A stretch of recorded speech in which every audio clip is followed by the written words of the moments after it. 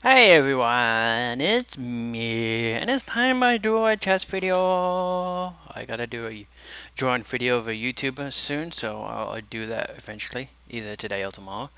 Um, so today with the chess video, I wanted to go into a little bit about how to fix the box fishing.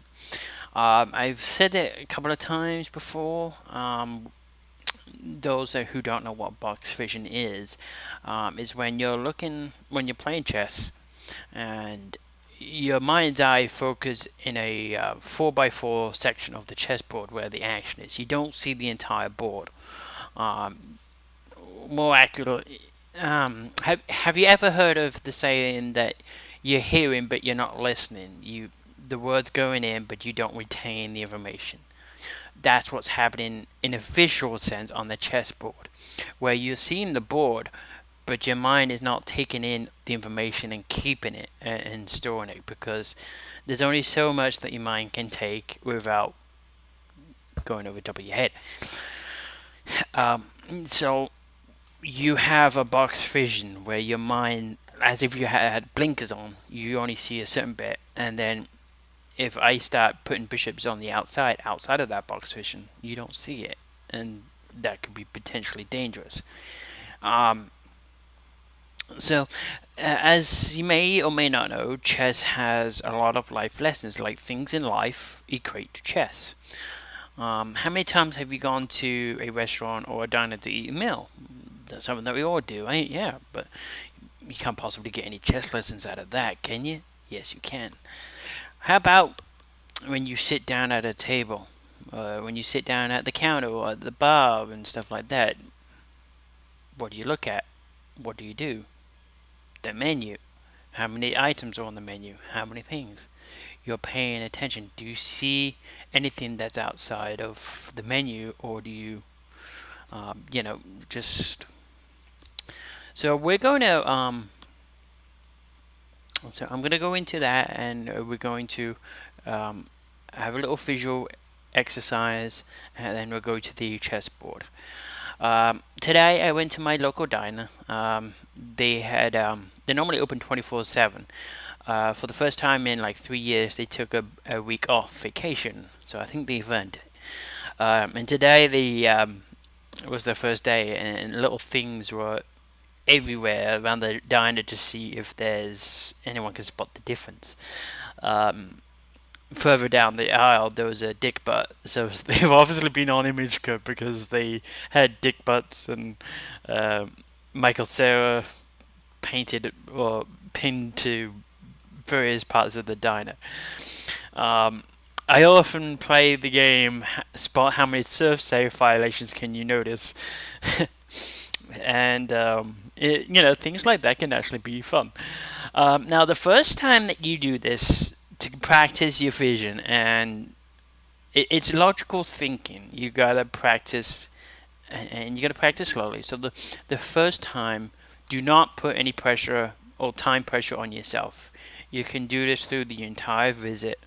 Uh, um, do this mentally. Don't think out loud, because if you do, people are gonna be like, "What's his problem? Is there something wrong with the food?" But so I was sitting at my table. I was looking straight ahead, and I was observing things. I was seeing what was going on. I didn't look. I didn't move my head left or right. I keep myself to myself. I have my hat off. I either put it on the table, or I put it between my legs, and I was on my phone, or put the phone down. But I could tell you that there was three guys. Uh, there was three guys that came in with two others. Two sat on the left aisle, the bar counter. One sat next to me, and the other two sat on the right of me. Um, they were about 6 foot, 6 foot 1. They had the one on the left had a pink shirt that was torn. They looked like, I guess you call them wife beaters. The other one had a green and a blue one. The one with the blue shirt had a black baseball cap. They were ordering club sandwiches to go. I have never met them before, but they look like they looked young, so they could either be high school kids, or I didn't think that they would be going to work. Like some people order the sandwiches for at breakfast time for when they go to work, so they have their lunch. But the time was at like 10:30, 10:45. So I I put that down to being high school kids going hiking or something like that, because I know there's some pretty tall high school kids. So I they sat there, and one got confused about the menu. I was finished with my menu, and one got up went around me to fetch a menu to see what he wanted to order. So, you know, and I got all of this from just paying attention, looking straight ahead. I didn't turn my head. I didn't look at them. They were all clean shaven too, which was odd, and they were blonde. One had dark hair, and there was one African American that sat on the other side of the counter. Um, so be aware of your surroundings. Know what's going on around you. Um, so here we go. So this was my view this morning. What do you notice? How many Servsafe violations do you notice?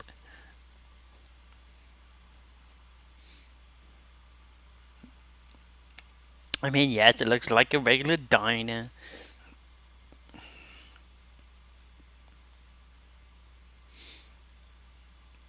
Well, let me give you a hint.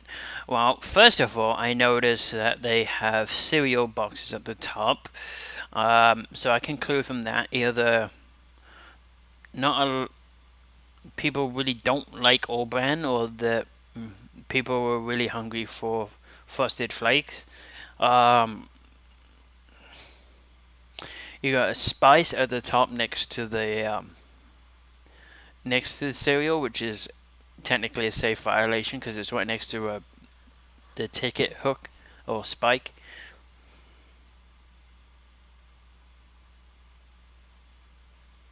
What do you notice? Um, I noticed that there's a subtle toilet humor joke on the dessert menu. Um, there is a dirty rag next to the soda machine on the counter. There's scalding hot water coming out of the pipe on the left. I knew it was scalding because it was steaming. I figured that's where they keep the utensils for the ice cream to keep them sterilized, I guess. But um, the water kept at a certain level as a whole, but it doesn't go over that point. It was 3 air bubbles for every 3 minutes came up. Like it was precise. Not to mention the mystery soda machine. You're lucky. Either you get a nice cold drink of syrup, or you get it's not Coca-Cola, but it could be some sort of generic. The Diet Coke's Diet Pepsi. Root beer, I have no idea. But the lemon up makes me laugh. Anything else you notice?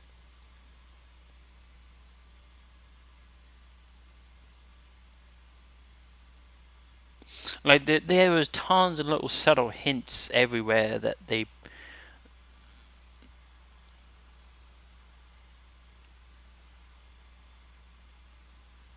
put things around just to mess with you.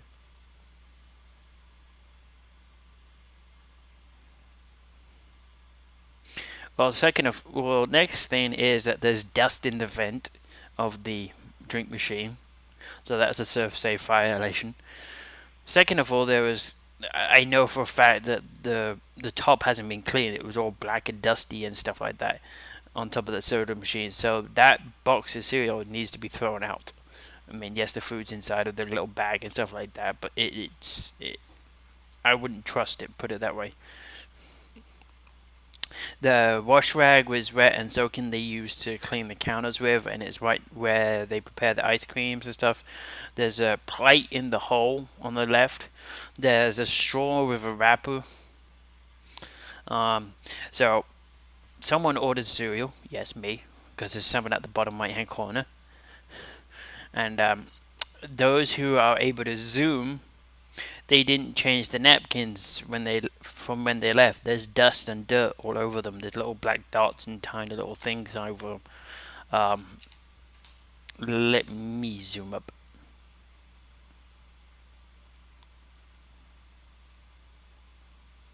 See the tiny little black dots and everything? That's dirt that's actually on the napkins. There was mold at the bottom of the sugar thing, and the pepper looked like it was nasty. Red walnut cherry was kind of toilet humor, ass humor. Um, when you eat the nuts out of my shit. And there's reds. They have wine vinegar and malt vinegar. There's the dust that I was talking about that's in the vent. Sugar-free Diet Cola.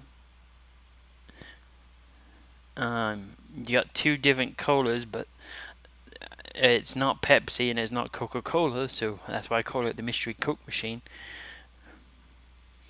But this is like cream color, and it's just nasty, gunky yellow on top, and they put the boxes and stuff like that on top of it. Like all of this they use to prepare food, ice cream, sundaes, and stuff like this, and it looks nice. But obviously, it looks like they must serve a lot of people with ice cream because they have a lot of glasses and a lot of cups.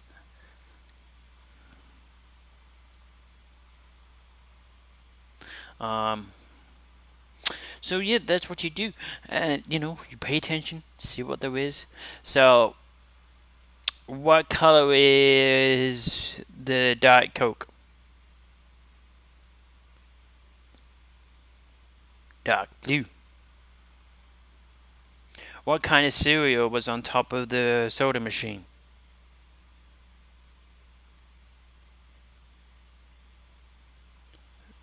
Oh, I was trying to zoom in. It's actually Rice Krispies, not Frosted Flakes. Um,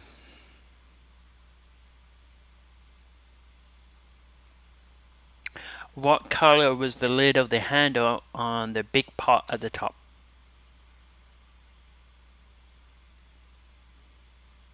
It was red. What color was the letters or the font on the dessert menu? It's actually blue header with black font on the regular print. Um, what color was the wash rag on the right? Blue. What was in the little bucket next to the wash rag?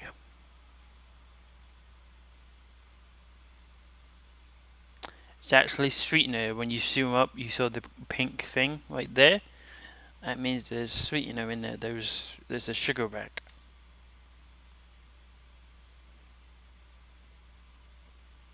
Um, what condiment was on the right hand side, up front near the foreground? Tomato ketchup.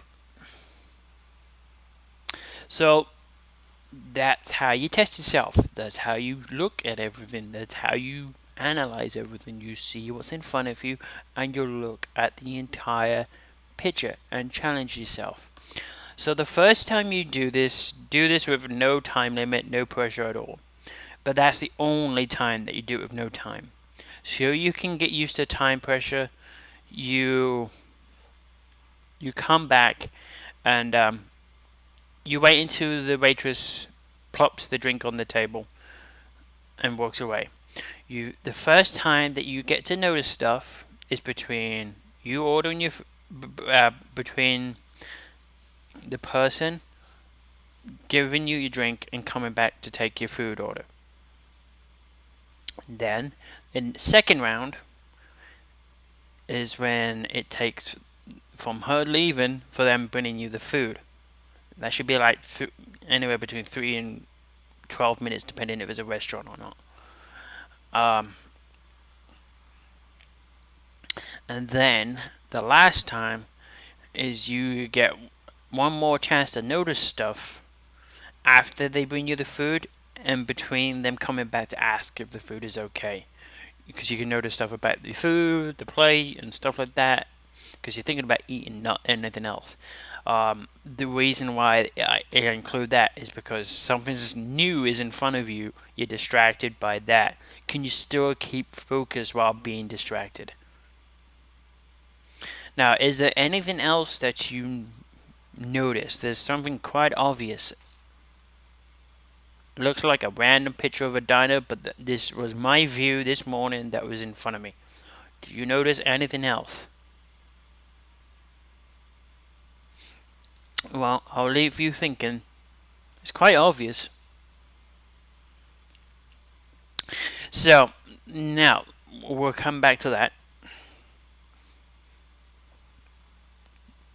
So, to eliminate box vision, this is where we equate it to chess.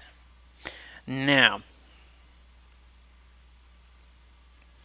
this is a random game. Ignore the information on the right because it's irrelevant. It's not this. Now, this is the first time that you've seen this position. So, what do you notice? Just look at the board, look at the position, take your time, don't try and rush.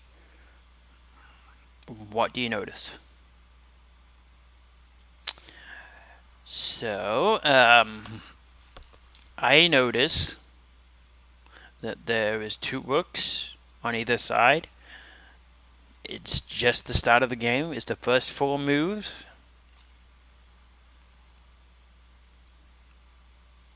Alright, black just moved. So go ahead and pause the video here. Okay, so assuming that you paused the video, did you see the potential mate? Yeah, I'm not joking. There's a checkmate here.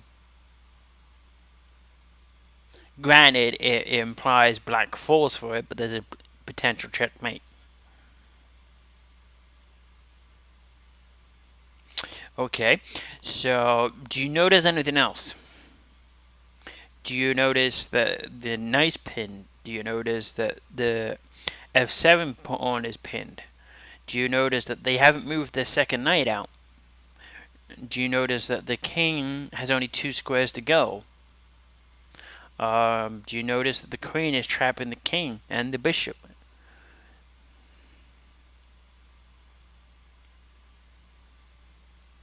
Do you notice that the f7 square is the weakest square on black's side right now? The only problem is if we take that pawn, black can just take it. It'll be one more square that black can go to. So is there anything that we can do to back up that bishop so the king can't take it? Well, there's one potential move, but the knight would just get taken by the queen. The second is, if you did do that, also the bishop could just take your queen, and it still wouldn't be mate. Because the key subtle difference of where the knight is, the queen's knight can go into d5. You could also castle. You could also play a3. You can also play b3. You can also play d3. You can do a lot of things. So that's everything that I've noticed. So the move that I would play is knight takes pawn. Wait a minute, you're saying. Didn't you just say if you move the knight that the bishop can take the queen? Well, yes I did. Let's look. Playing as black, knight can take knight. But oh look, free queen, black saying.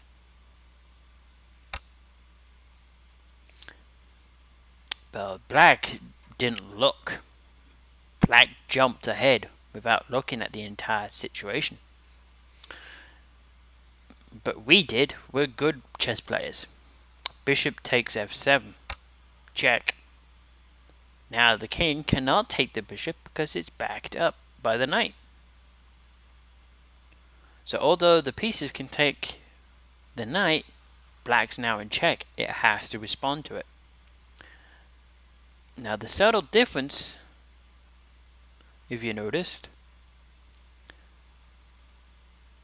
is that with the knight being in the middle, d7 is now covered. The king cannot go to d7. The king has only one square. Suddenly it's looking very claustrophobic for the black's king. So if we go back, so you can see the difference. If I went here instead, black take, and I go here, black's king has the d7 square that he can go to, and he has an escape square, and you've lost the queen.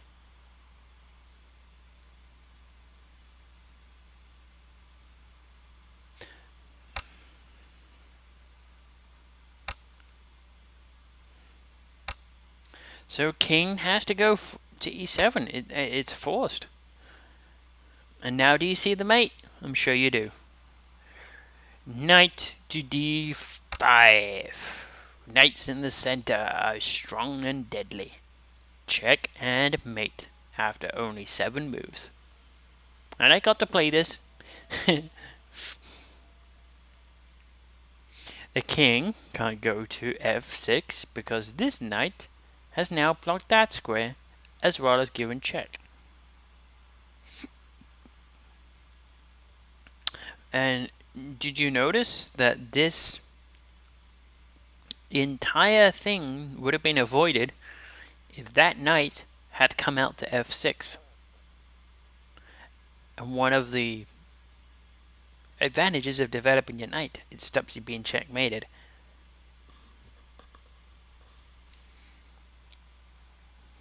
It's one of the nice classic formats, but who doesn't like a good old queen sacrifice, no? So then we also apply it when we're going to review games. You remember how we reviewed this particular game? Well, no, because you can't see the game. But we did. It's a game that Verdict Scott and I drew. Oh, a week later, what do you notice now? I'm sure you've totally forgotten the game. I mean, it's been a whole week, 2 weeks since we did this. So, what do we notice?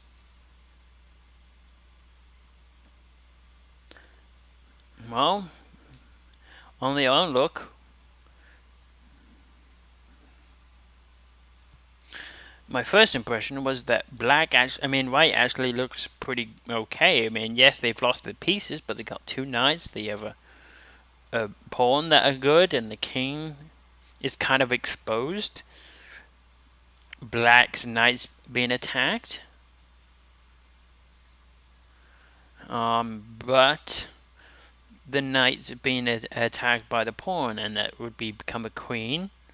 But white would just disrupt that up. Then knight on c3 is blocking the b1 square to stop it from going to queen. But currently I see that white's king is in check. It's white to move. We got the black queen on g5, stopping the advancement of the g pawn and the h pawn.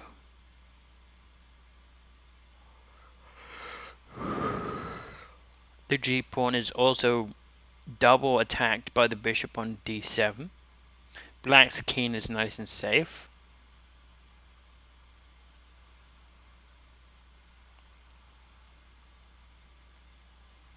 I see that this was virtually checkmate.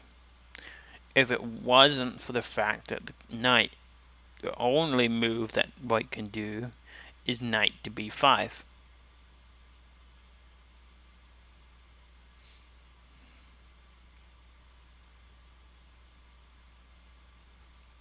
So there you have it.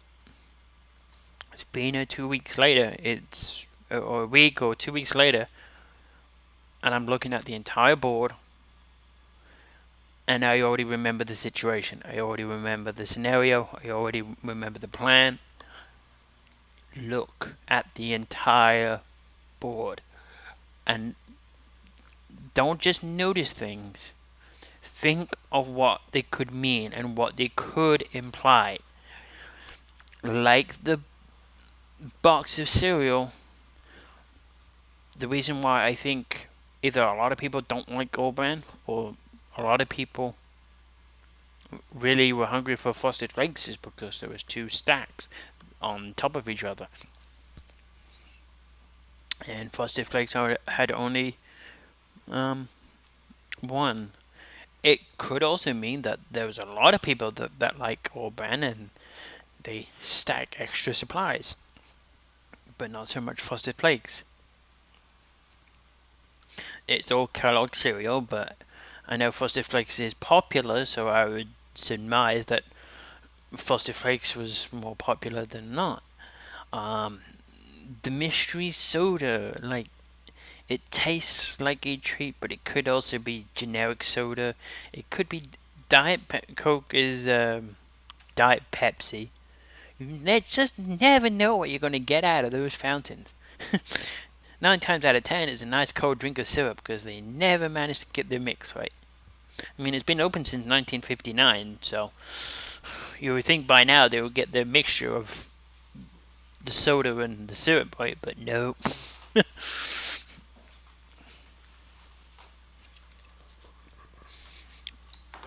I don't care. It's fun. I just like going to see if I actually get it because the times that you actually they do get it right. The soda tastes so amazing. I mean, yeah, it's probably carbonation. I mean, don't get me wrong. I love Coca-Cola. I wouldn't drink Pepsi if I didn't have to. Um, Speaking of which, Pepsi, not a sponsored advert. So, that's the chessboard, and that's how you apply looking and logical thinking to what you're seeing at the entire board by practicing, by looking at what's in front of you, and not just look. Don't move your hands, don't touch, just look and think. So back to this. Do you see the obvious thing yet?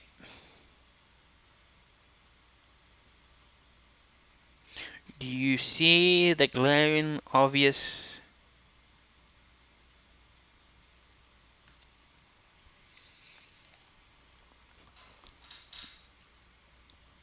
No? It's okay. Take your time.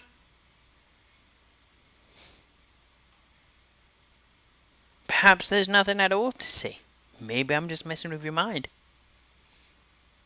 That's also part of the chess.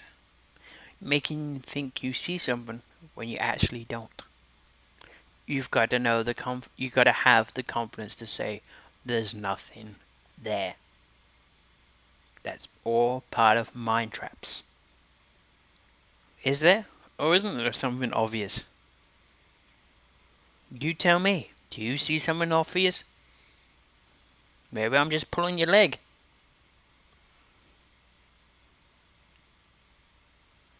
I mean, it's right there in front of us. It's right there glaring at you.